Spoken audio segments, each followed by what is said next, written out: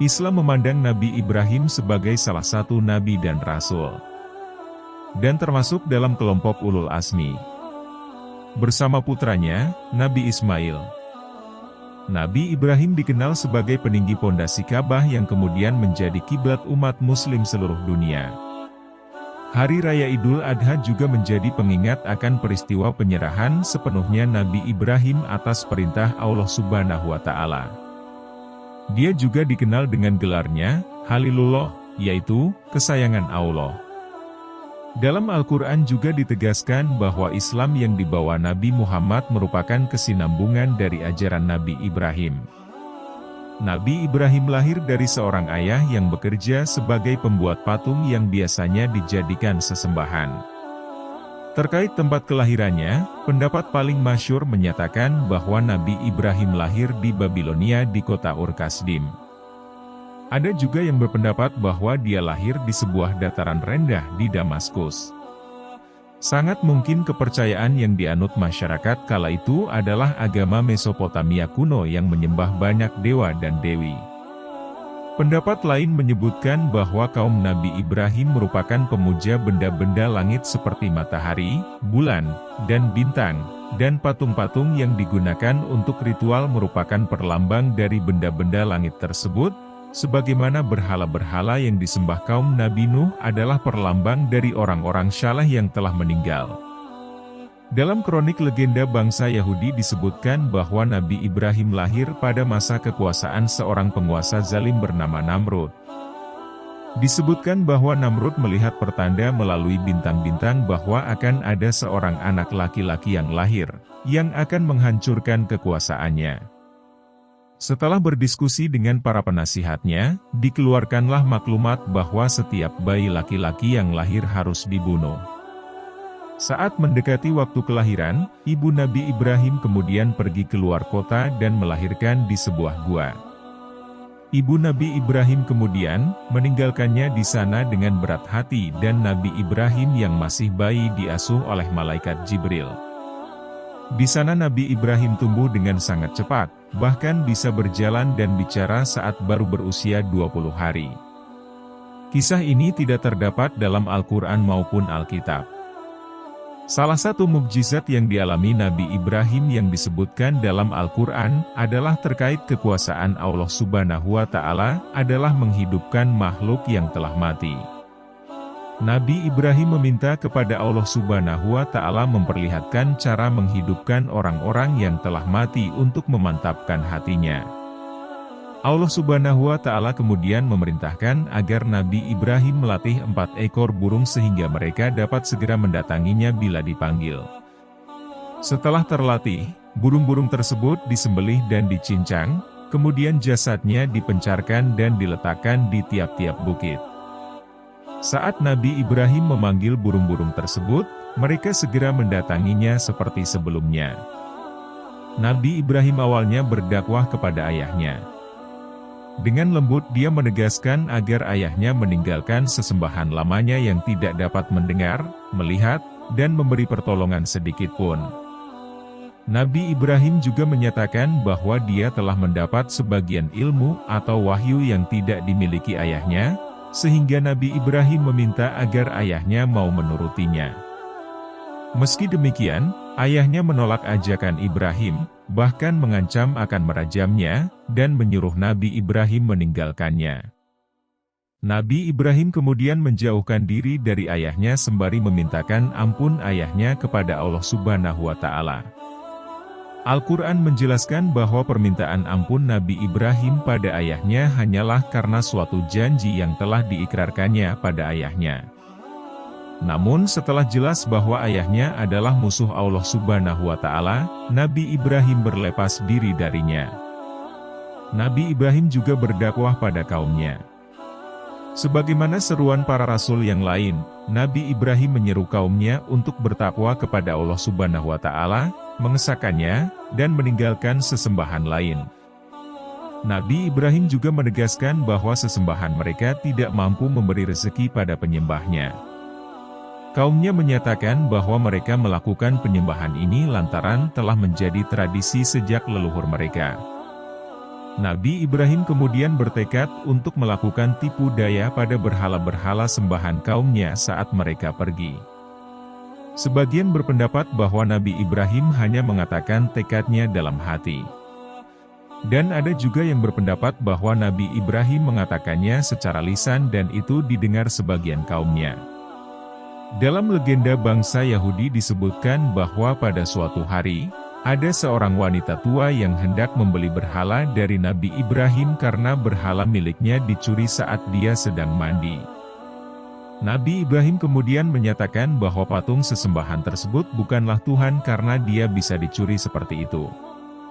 Wanita tersebut kemudian tersadar dan kemudian ikut membantu dakwah Nabi Ibrahim, sehingga banyak orang yang akhirnya mengikuti ajaran Nabi Ibrahim. Kemudian Namrud mendengar mengenai wanita tersebut dan memanggilnya ke hadapannya, memarahi wanita itu lantaran dia menyembah Tuhan lain selain dirinya, tetapi wanita tersebut membalas bahwa Namrud seorang pendusta. Wanita tersebut kemudian dibunuh.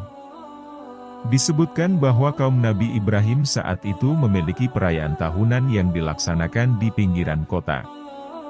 Azar saat itu meminta Nabi Ibrahim ikut mendatanginya, tetapi Nabi Ibrahim melihat sekali pandang ke arah bintang-bintang, kemudian mengatakan kalau ia sedang sakit. Saat suasana sepi, Nabi Ibrahim kemudian pergi ke kuil pemujaan tempat berhala-berhala sesembahan kaumnya. Di sana terdapat sesajian yang disuguhkan untuk berhala-berhala tersebut. Nabi Ibrahim kemudian mendatangi berhala-berhala tersebut dan bertanya pada mereka sebagai sindiran, "Mengapa kamu tidak makan? Mengapa kamu tidak menjawab?" Setelahnya, Nabi Ibrahim menghancurkan semua berhala-berhala yang ada di sana dengan sebuah kapak, kecuali berhala yang terbesar.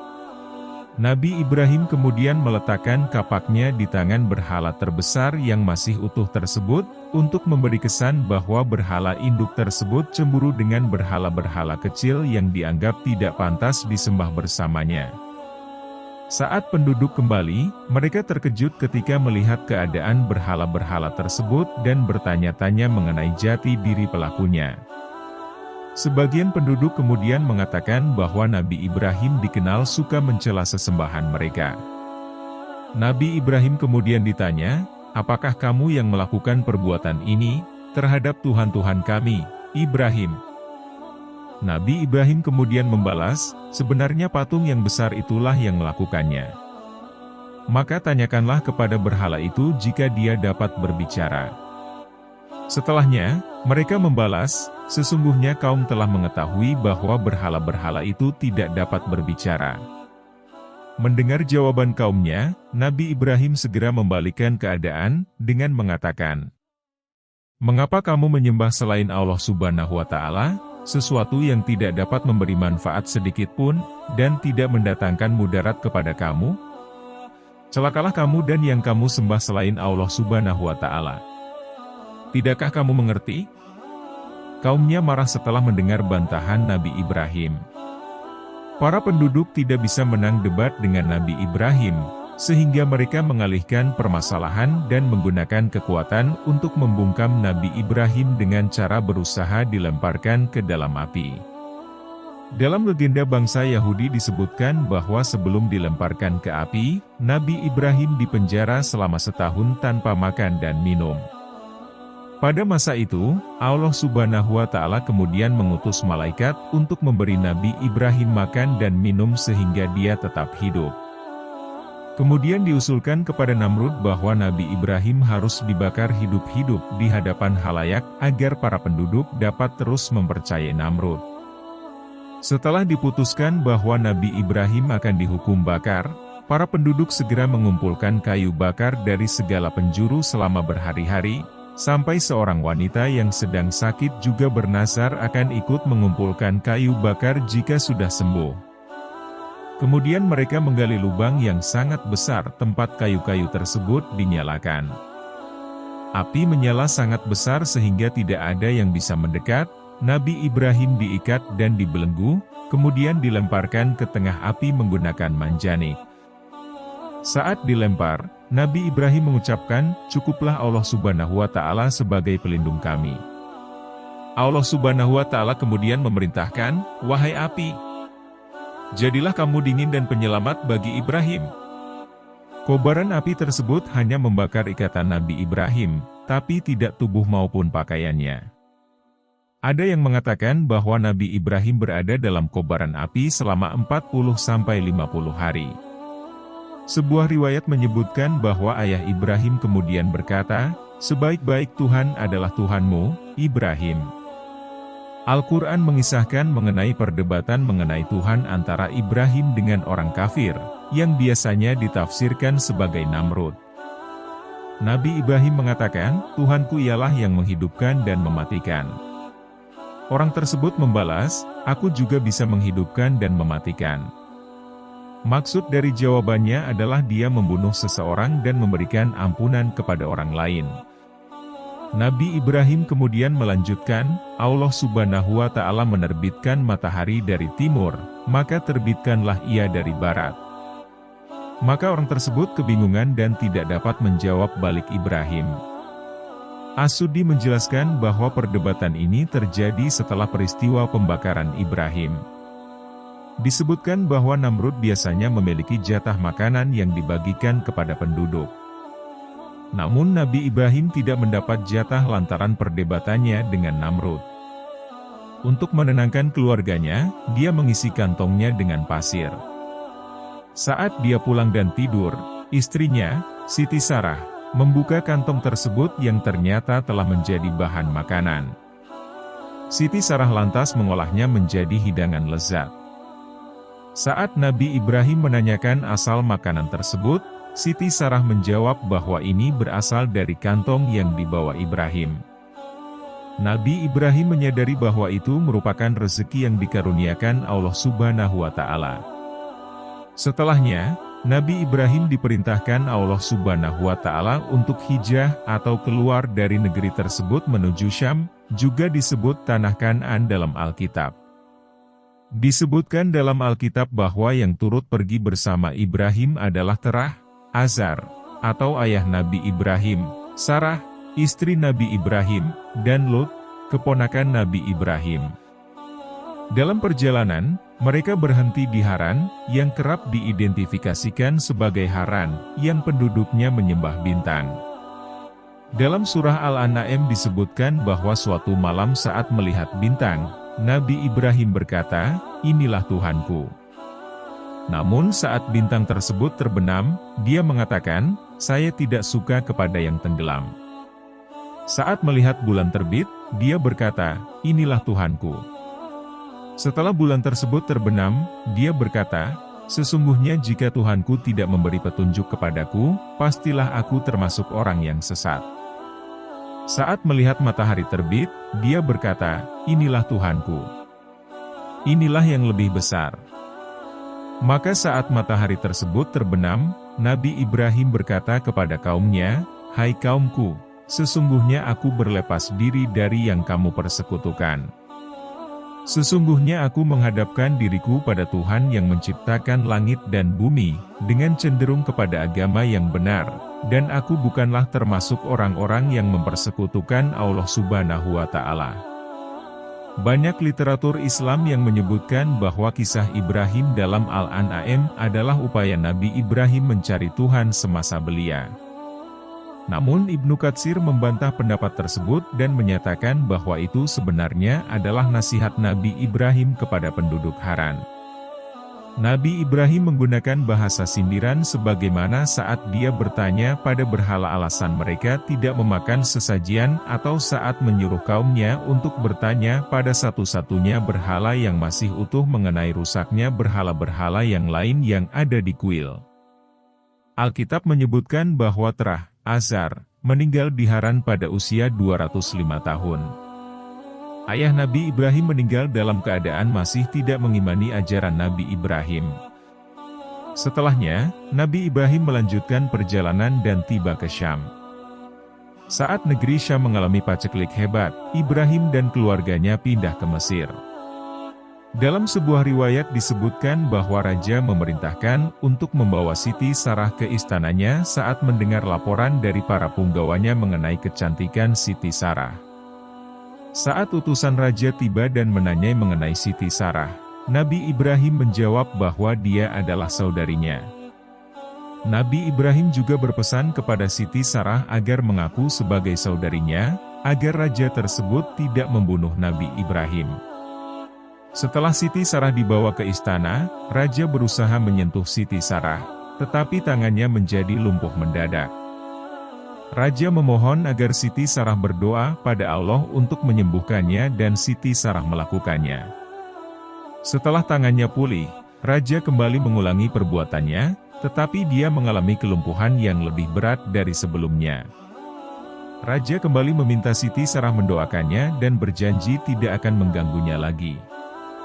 Setelahnya, raja memerintahkan agar Siti Sarah dipulangkan kepada Nabi Ibrahim dan dia diberi budak perempuan bernama Siti Hajar sebagai hadiah. Sumber Alkitab juga menceritakan kejadian serupa.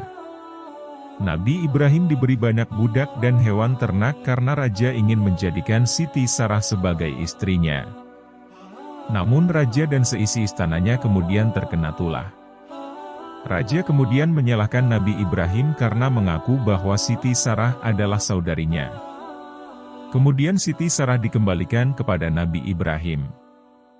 Peristiwa Nabi Ibrahim dan Siti Sarah di Mesir tidak tercantum dalam Al-Quran. Dalam sumber Alkitab dijelaskan bahwa setelah kembali ke Syam, terjadi perselisihan antara para penggembala yang bekerja untuk Nabi Ibrahim dengan yang bekerja untuk Lut.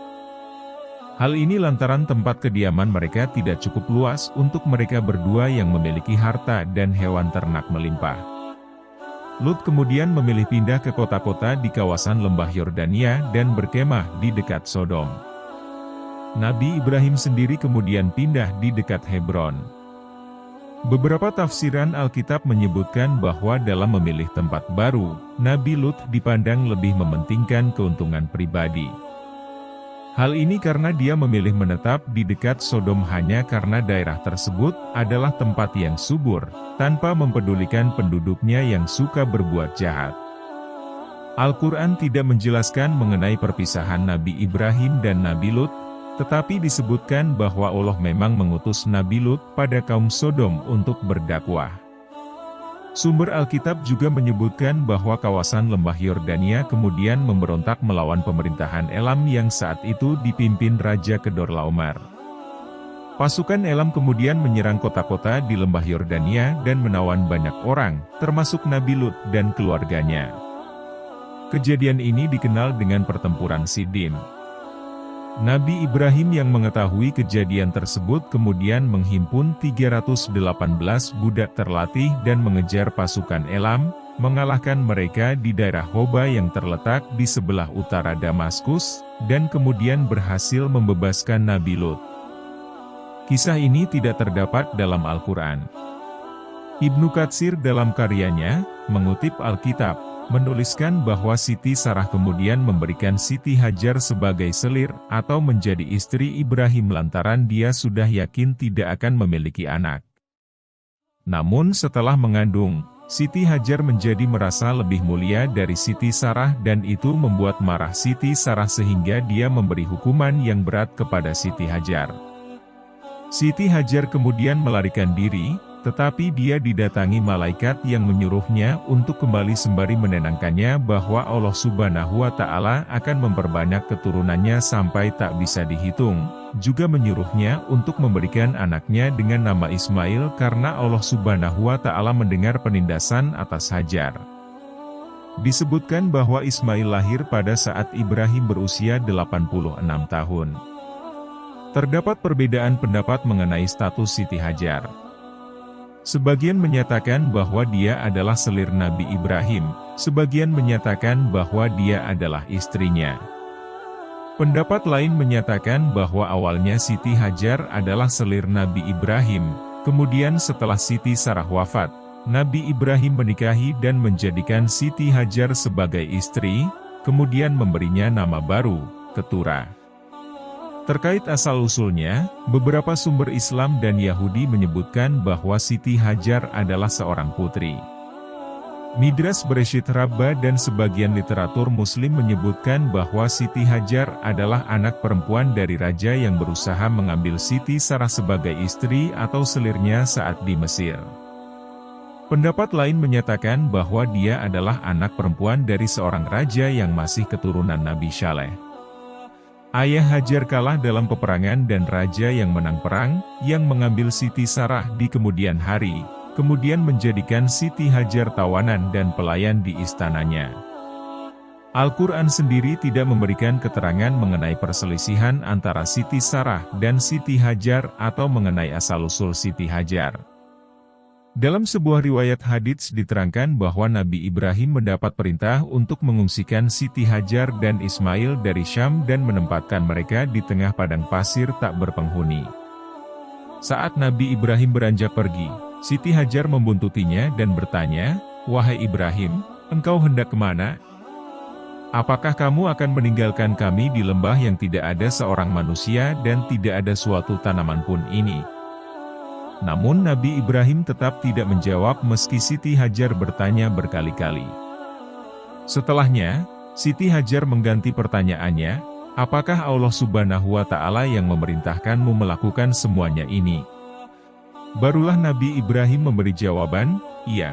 Siti Hajar kemudian membalas, "Jika demikian, Allah Subhanahu wa Ta'ala tidak akan menelantarkan kami." Allah Subhanahu wa Ta'ala kemudian memunculkan mata air Zam-Zam di tempat Siti Hajar dan Ismail berdiam, kemudian beberapa bangsa Arab dari suku Jurhum datang dan ikut mendiami tempat tersebut. Pada umumnya, sumber-sumber Islam dari hadits dan tafsiran para ulama sepakat bahwa Siti Hajar dan Nabi Ismail diungsikan saat Ismail masih kecil dan menyusu. Terkait peristiwa tersebut dalam sumber Alkitab, diperkirakan Ismail diungsikan pada sekitar usia 16 tahun. Disebutkan bahwa Ismail lahir saat Nabi Ibrahim berusia 86 tahun dan Ishak lahir saat Ibrahim berusia 100 tahun sehingga keduanya terpaut sekitar 14 tahun. Siti Hajar dan Ismail kemudian pergi dari Syam saat Ishak sudah tumbuh sampai usia disapih dan disebutkan bahwa Siti Hajar menggendong perbekalan berikut Ismail di bahunya sampai padang gurun. Saat kehabisan air, Siti Hajar digambarkan membuang anaknya di semak-semak sambil menangis karena tidak tahan melihat Nabi Ismail mati. Saat pandangan Siti Hajar dibukakan Allah Subhanahu wa Ta'ala, dia melihat sumur dan langsung memenuhi wadahnya dengan air sumur tersebut, kemudian meminumkannya pada Ismail. Dalam surah Asy-Syafat disebutkan bahwa dalam mimpi, Nabi Ibrahim melihat dirinya menyembelih putranya dan hal ini ditafsirkan sebagai wahyu. Dia berdiskusi dengan putranya dan memintanya memikirkan masalah tersebut.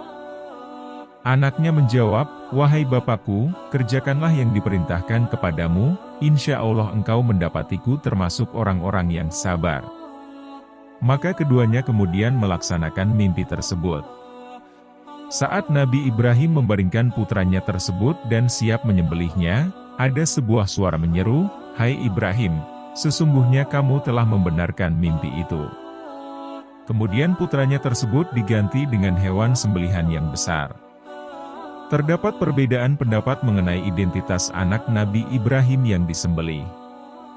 Sebagian ulama menyatakan bahwa dia adalah Ismail, sedangkan ulama yang lain berpendapat Ishak. Al-Quran sendiri tidak menyebutkan nama anak tersebut secara tersurat. Umat Yahudi dan Kristen secara umum memandang bahwa putra Nabi Ibrahim yang disembelih adalah Ishak. Disebutkan dalam Alkitab bahwa Allah Subhanahu wa Ta'ala memerintahkan Ishak yang disebut, "Anakmu yang tunggal itu," untuk dikorbankan di tempat bernama Gunung Moria. Namun saat hendak disembelih, malaikat mencegahnya dan diganti dengan seekor domba jantan. Jika memang disebutkan, "Anakmu yang tunggal itu," maka seharusnya yang disembelih adalah Ismail karena Ismail merupakan anak pertama Nabi Ibrahim dan Ibrahim belum menerima kabar kelahiran Ishak. Maka akan menjadi masuk akal jika anak tunggal yang dimaksud adalah Ismail karena Ismail adalah satu-satunya anak Ibrahim sebelum akhirnya Ibrahim mendapatkan Ishak. Tetapi menurut terjemahan Alkitab, disebutkan kalau anakmu yang tunggal itu adalah Ishak. Meski begitu, perbedaan pendapat mengenai sosok yang akan disembelih tidak terlalu penting karena ada pelajaran di balik kisah penyembelihan itu yang mana pada akhirnya menjadi cikal bakal peribadatan dalam tradisi Islam dan Yahudi yang disebut kurban. Dalam Al-Quran disebutkan bahwa bersama Ismail, Nabi Ibrahim meninggikan pondasi Ka'bah. As-Suddi menyatakan bahwa tatkala diperintahkan Allah Subhanahu wa Ta'ala untuk membangun Ka'bah, Nabi Ibrahim dan Nabi Ismail tidak mengetahui tempat yang cocok untuk tempat pembangunan tersebut. Allah Subhanahu wa Ta'ala mengutus angin yang menyapu segala hal yang ada di sekitar tempat yang akan dibangun Ka'bah. Saat Ka'bah sudah mulai tinggi, Nabi Ibrahim menggunakan batu pijakan agar dapat menggapai bagian atas Ka'bah. Batu pijakan tersebut kemudian disebut Makam Ibrahim, dan di sana terdapat bekas pijakan kaki Ibrahim. Pada masa Umar bin Khattab, makam Ibrahim yang awalnya menempel ke dinding Ka'bah kemudian digeser menjauh dari dinding agar tidak menghalangi orang yang sedang tawaf. Tatkala pondasinya telah sempurna, Nabi Ibrahim memerintahkan Ismail untuk mencari batu untuk diletakkan di sudut Ka'bah. Namun sebelum Nabi Ismail tiba, malaikat Jibril membawakan batu tersebut. Batu tersebut adalah Hajar Aswad. Setelah usai, Nabi Ibrahim kemudian diperintahkan menyeru manusia untuk melaksanakan ibadah haji dan mengajarkan tata caranya. Ibadah haji tetap terus dijalankan setelah Nabi Ibrahim dan Nabi Ismail wafat. Menurut sejarawan Marshall Hodgson, 1922-1968, umat Kristen Arab juga melaksanakan haji pada masa pra-Islam. Saat bangsa Arab perlahan mulai jatuh dalam kemusyrikan, ibadah haji masih bertahan, tetapi tercampuri ritual pengagungan pada berhala-berhala dan di sekitar Ka'bah didirikan banyak berhala. Pada masa Nabi Muhammad, ibadah haji kemudian dikembalikan untuk pengagungan Allah Subhanahu wa Ta'ala semata sebagaimana pada masa Nabi Ibrahim dan berhala-berhala di sekitar Ka'bah dihancurkan. Ketika memasuki umur 150, Allah Subhanahu wa Ta'ala menampakkan uban pada rambut Nabi Ibrahim. Ulama berkata, alasan Allah Subhanahu wa Ta'ala memunculkan uban kepada Nabi Ibrahim adalah karena Ishak, putra beliau, sangat mirip dengan beliau. Masyarakat di sekitar tempat tinggal beliau tidak bisa membedakan antara keduanya. Orang datang kepada Ishak dan menyangka bahwa dia adalah Nabi Ibrahim. Orang tersebut menyapa, "Assalamualaikum, wahai Khalilullah." Akhirnya Ishak menjawab, "Aku adalah anak dari Khalilullah. Ia lebih baik daripada aku. Dia baktuanku dan aku ibarat budaknya." Saat orang-orang mulai tidak bisa membedakan antara Nabi Ibrahim dan Nabi Ishak, maka Allah Subhanahu wa Ta'ala memberinya tanda berupa uban. Namun, Nabi Ibrahim merasa sedih melihat rambut ubannya yang memutih. Tetapi, beliau tidak bisa menolak apa yang dialaminya. Nabi Ibrahim adalah orang yang pertama kali beruban dari keturunan Nabi Adam. Kemudian juga diriwayatkan, ketika malaikat maut hendak mencabut nyawa Nabi Ibrahim, maka beliau berkata, "Hai malaikat maut, apakah kamu pernah tahu seorang kekasih mencabut nyawa orang yang dicintainya?" Maka malaikat maut naik ke langit untuk melaporkannya kepada Allah Subhanahu wa Ta'ala. Lalu Allah Subhanahu wa Ta'ala berkata, "Katakanlah kepada kekasihku, apakah seorang kekasih tidak suka bertemu dengan orang yang dicintainya?" Lalu malaikat maut kembali kepada Nabi Ibrahim. Dia menyampaikan apa yang dikatakan Allah Subhanahu wa Ta'ala. Mendengarnya, Nabi Ibrahim berkata kepada dirinya, "Tenanglah dirimu untuk saat ini." Kemudian malaikat maut mencabut nyawa beliau. Nabi Ibrahim dikuburkan di perkebunan Hairun, sebuah kebun miliknya. Karena sebelumnya beliau berwasiat agar dikuburkan di sana.